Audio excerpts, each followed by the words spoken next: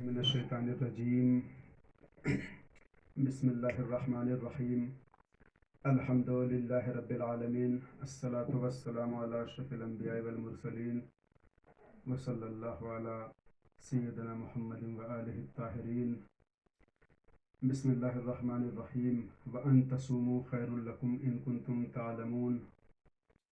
پروردگار عالم قرآن مجید میں ارشاد فرما رہا ہے وَأَن تَصُومُوا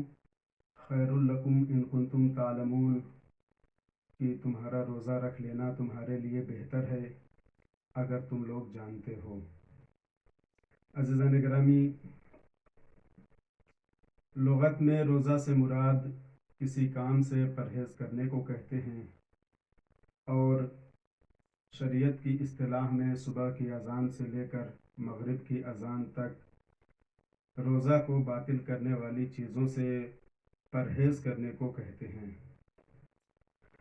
عزیزوں، اگر ہم اس آیہ مبارکہ کا طبی نقطۂ نظر سے مطالعہ کریں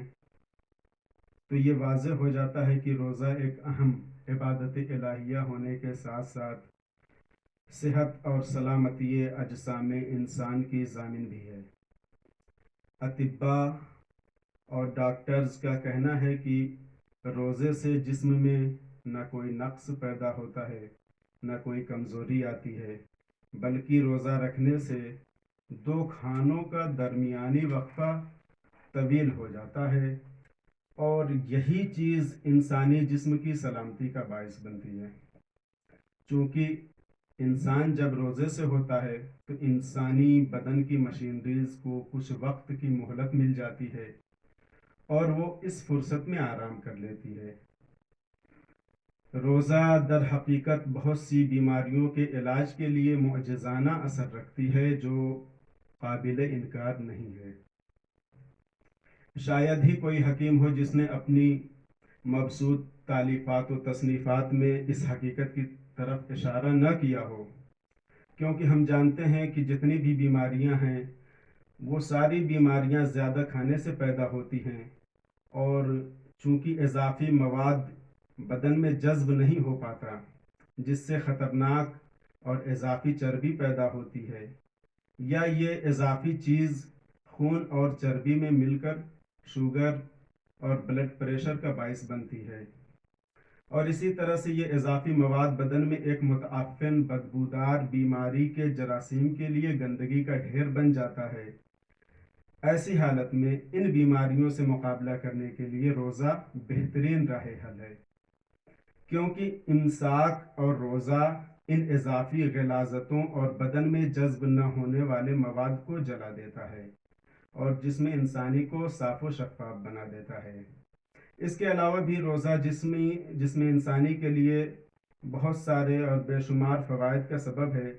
جن میں سے چند فائدے آپ حضرات کی خدمت میں پیش کرتا ہوں۔ پہلے یہ کہ روزہ سارے نظام ہضم کو ایک ماہ کے لیے آرام مہیا کرا دیتا ہے، اور اس کا حیران کن اثر بطور خاص جگر کے اوپر ہوتا ہے، کیونکہ جگر کھانا ہضم کرنے کے علاوہ 15 مزید اعمال بھی سر انجام دیتا ہے، جس کی وجہ سے اس پر تھکن سی طاری رہتی ہے۔ دوسری طرف روزہ کی وجہ سے جگر کو کچھ وقت تک آرام مل جاتا ہے، جو روزہ کے بغیر ممکن نہیں ہے، کیونکہ بے حد معمولی خوراک، یہاں تک کہ 1 گرام کے 10ویں حصے کے برابر بھی اگر معدہ میں داخل ہو جائے تو فوراً پورا نظام انہضام اپنا کام شروع کر دیتا ہے اور جگر مصروف عمل ہو جاتا ہے۔ تو سائنسی نقطۂ نظر سے ماہرین طب کا دعویٰ یہ ہے کہ اس آرام کا وقفہ 1 سال میں 1 ماہ ضرور ہونا چاہیے۔ دوسری بات یہ کہ پھیپھڑے جو ہوتے ہیں انسان کے براہ راست خون کو صاف کرتے ہیں، اس لیے ان پر بلا واسطہ روزے کے اثرات مرتب ہوتے ہیں۔ اگر پھیپھڑوں کے اندر خون جمنے لگے تو روزے کی وجہ سے بہت جلد یہ مشکل ختم ہو جاتی ہے۔ اور تیسری چیز یہ ہے کہ روزے کی حالت میں جب خون میں غذائی مادے کم ترین سطح پر ہوتے ہیں تو ہڈیوں کا گودا حرکت میں آ جاتا ہے، اور گودے کا حرکت کرنا تازہ خون کی پیدائش اور تولید کا سبب بنتا ہے۔ لہٰذا ماہرین کی رائے یہ ہے کہ کمزور اور لاغر افراد بھی روزے رکھ کر اپنے اندر زیادہ سے زیادہ خون پیدا کر سکتے ہیں، چونکہ روزے کے دوران جگر کو ضروری آرام اتنا مواد مہیا کر دیتا ہے جس سے بآسانی اور زیادہ مقدار میں خون پیدا ہو سکے۔ چوتھی اور آخری چیز یہ کہ روزہ رکھنے سے خون کے سرخ ذرات، جسے ہیموگلوبین کہا جاتا ہے، اس میں اضافہ ہو جاتا ہے،